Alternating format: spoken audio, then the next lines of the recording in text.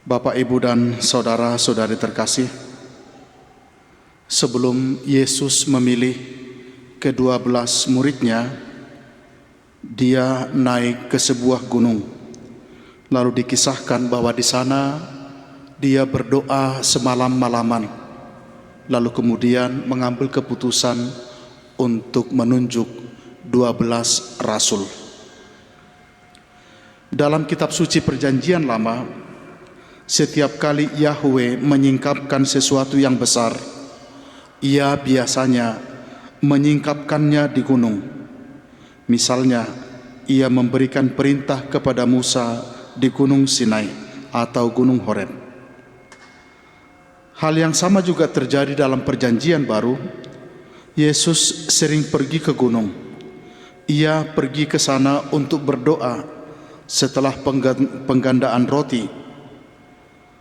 Kisah tentang Yesus berubah rupa atau transfigurasi juga terjadi saat ia berdoa di gunung.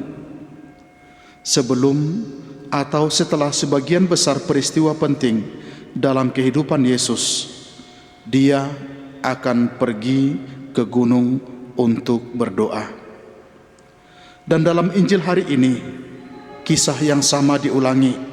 Yesus pergi ke gunung untuk berdoa sebelum ia memilih ke-12 muridnya. Yang menjadi pertanyaan adalah, kenapa harus ke gunung? Jelas, jika Anda berada di gunung, itu akan memberi Anda sebuah penglihatan yang sangat luas. Anda bisa melihat hamparan yang begitu luas dari gunung. Berada di gunung akan memberi Anda sudut pandang yang menguntungkan. Bahkan jika Anda beruntung, Anda bisa melihat sekeliling gunung itu. Ketika Anda di gunung, itu akan membuat Anda melihat dari mana Anda berasal, dan itu membuat Anda gampang melihat tujuan Anda. Begitulah perasaan saat Anda di gunung, dan terutama saat Anda berdoa di gunung. Itu membuat Anda merasa tinggi, membuat Anda merasa seperti Anda hanya 1 inci lebih dekat ke surga. Ini seperti Tuhan menyentuh manusia dengan ujung jarinya. Tentu saja Bapak Ibu, untuk saat sekarang Anda tidak perlu harus pergi ke gunung jika Anda ingin berdoa. Setiap kali Anda berdoa, Anda hanya membutuhkan space yang sangat kecil. Dan ketika Anda mengasingkan diri seperti saat ini, datang di gereja untuk berdoa dan merayakan Ekaristi, sesungguhnya Anda sudah seperti mendaki sebuah gunung. Anda sudah mengalami pendakian spiritual. Anda sendiri datang ke hadirat Allah yang Maha Tinggi. Masalahnya adalah, untuk mendaki gunung, kita perlu meninggalkan beberapa hal. Kita tidak mungkin membawa banyak hal ketika kita mendaki gunung, karena itu akan merepotkan, bahkan bisa menggagalkan pendakian Anda. Kita perlu melepaskan sebagian beban kita agar kita dapat mendaki dengan bebas. Disinilah dibutuhkan apa yang disebut dengan pelepasan, dan itu menjadi syarat setiap kali kita berdoa juga.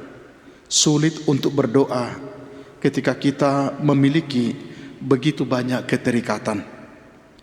Santo Yohanes dari Salib berkata, jiwa yang terikat pada apapun, betapapun baik di dalamnya, tidak akan sampai pada kebebasan persatuan ilahi. Atau yang lebih sederhana, seekor burung tidak akan dapat terbang jika diikat, baik dengan tali yang kuat atau benang tipis sekalipun. Ketika Anda telah belajar untuk melepaskan, barulah Anda dapat benar-benar berdoa dan mencapai gunung tempat Tuhan di mana Dia menunggu Anda. Pagi ini kita kembali datang ke pendakian spiritual kita. Kita datang mendekat kepada Tuhan untuk bersatu dengan Dia. Mungkin sebagian dari kita memohonkan rahmat Tuhan agar kita bisa membuat keputusan terbaik dalam kehidupan kita. Sebagian dari kita datang hanya melakukan aktivitas keseharian kita, atau sebagian dari kita datang karena Ekaristi adalah sumber kehidupan kita.